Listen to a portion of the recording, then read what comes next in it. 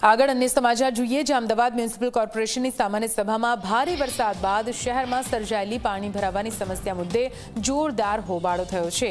પૂર્વ વિપક્ષી નેતા શહેજાદ ખાન પઠાણ મેયર તેમજ એમસી તંત્ર પર આકરા પ્રહાર કર્યા। ડ્રેનેજ વ્યવસ્થા તેમજ વર્લ્ડ બેંકની 3000 કરોડની લોન અને નાગરિકોની હાલાકી અંગે સવાલ ઉઠાવ્યા છે।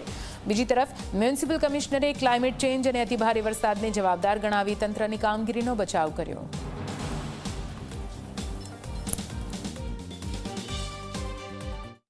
देश में परीक्षा का पेपर लीक होता है तो देश के शिक्षा मंत्री को रिजाइन राजीनामा दे देना पड़ता है। आज अहमदाबाद शहर में भारतीय जनता पार्टी के राज में पूरा का पूरा शहर लीक हो चुका है, यानी कि पूरा का पूरा शहर बरसात में बर्बाद हो रहा है, पानी में डूब रहा है।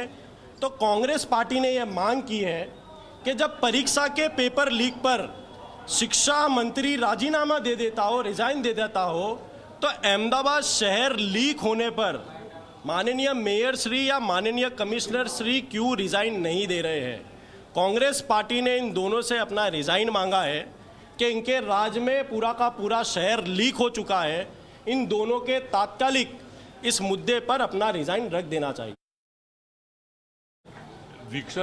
विपक्षનું તો આ જવાબદારી છે, એને કહેવું પડે કે ભાઈ આ રીતના પણ જે પ્રમાણે કામ થયું છે, અત્યારે અમે જે ગામોમાં જે વિસ્તારોમાં ફર્યા છીએ એ ગામના વિસ્તારોના લોકોનું બી એવું કહેવું છે, જે ત્યાં પ્રોપર ગામના લોકો છે, જે લોકોની અત્યારે ઉંમર 70-80 વર્ષની ઉંમર છે, એ લોકો બી કહે છે કે અમે બી જીવનમાં આવો પ્રથમ વખત વરસાદ જોયો છે અને આટલી એ લોકો બી સરાહના કરી છે કે આટલી જલ્દી સારી રીતે કોર્પોરેશને કામ કર્યું છે।